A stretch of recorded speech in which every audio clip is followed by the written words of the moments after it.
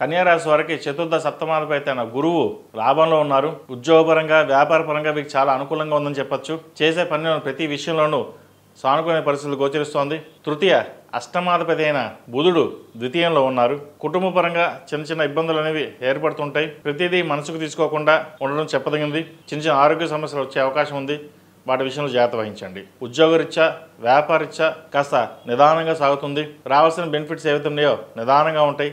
అయితే నూతన ఉద్యోగ ప్రయత్నం చేసేవారికి, ట్రాన్స్ఫర్ కోసం ప్రయత్నం చేసేవారికి వీరికి అనుకూలంగా ఉంటుంది. నూతన వ్యాపారంలో భాగస్వామ్య వ్యాపారాలు వీరికి బాగా కలిసి వస్తుంది. ఏదైనా సరే ఇన్వెస్ట్మెంటు సాధ్యమైనంత వరకు ఎంత అవసరం అంతే ఖర్చు పెట్టడం చెప్పదగినది. రేపొద్దున ఇన్వెస్ట్మెంట్ బాగానే వస్తుంది, లాభాలు బాగా వస్తాయి కదని చెప్పేసి ఎక్కువగా ఇన్వెస్ట్మెంట్ చేయడం, తర్వాత ఇబ్బంది పడడం లేకుండా చూసుకోవాలి. అదేవిధంగా రియల్ ఎస్టేట్ సంబంధించిన వ్యవహారాలు ఒక కొలికి వస్తాయి. ఎప్పటి నుంచో రియల్ ఎస్టేట్ వ్యాపారం సరిగా నడవడం లేదు, ఎలాగ అనుకునే వాళ్ళకి కొంత ఊరటించే అంశంగా ఈ వారం చెప్పవచ్చు. సాఫ్ట్వేర్ రంగం వరకు బాగుంది. సినీ కళారంగాల వారికి కొంచెం ఇబ్బందికరమైన వాతావరణం ఉంది.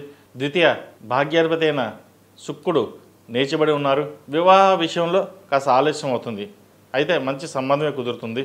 సంతానపరంగా అభివృద్ధి బాగుంటుంది. దూర ప్రాంత ప్రయాణాలు చాలా అనుకూలిస్తాయి. రావాల్సిన బెనిఫిట్స్ ఏవైతే చక్కగా ఉంది. ముఖ్యంగా మీకు రావాల్సిన స్థిరాస్తులు ఏవైతే ఉన్నాయో అవి లభించే విధంగా గోచరిస్తోంది. కోర్టుకు సంబంధించిన వ్యవహారాలు మీరు సానుకూలపడతాయి. వచ్చిన అవకాశాలను సద్వినియోగపరచుకోవడం చెప్పదగిన సూచన. ఈ రాష్ట్రంలో నిర్మించిన విద్యార్థులకు కాలం అనుకూలంగా ఉంది. విదేశీ సంబంధించిన వ్యవహారాలు చక్కగా గోచరిస్తోంది. ఎంఎస్ కానీ పై చదువులకు వెళ్ళాలనుకునే వారికి ప్రయత్నాలు చక్కగా చేసుకోవచ్చు. ఈ రాష్ట్రంలో జన్మించిన స్త్రీలకు వృత్తి ఉద్యోగపరంగా వ్యాపారపరంగా అనుకూలంగా ఉంటుంది. కోర్టు కేసులు కాస్త ఇబ్బంది పెడతాయి. వాటి విషయంలో జాగ్రత్త వహించండి.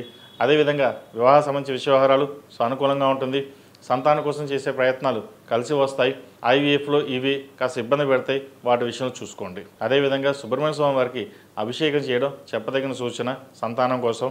ఉద్యోగపరంగా వ్యాపారపరంగా వీరికి అనుకూలంగా ఉంటుంది. వ్యాపారం లాభాలు గడిచిన కొన్ని వారాల కంటే వీరికి లాభం చాలా బాగుంటుంది. చెప్పలేని ఆనందం కూడా ఎక్కువగా ఉంటుంది. భూమి కానీ బంగారాన్ని కానీ కొనుగోలు చేస్తారు.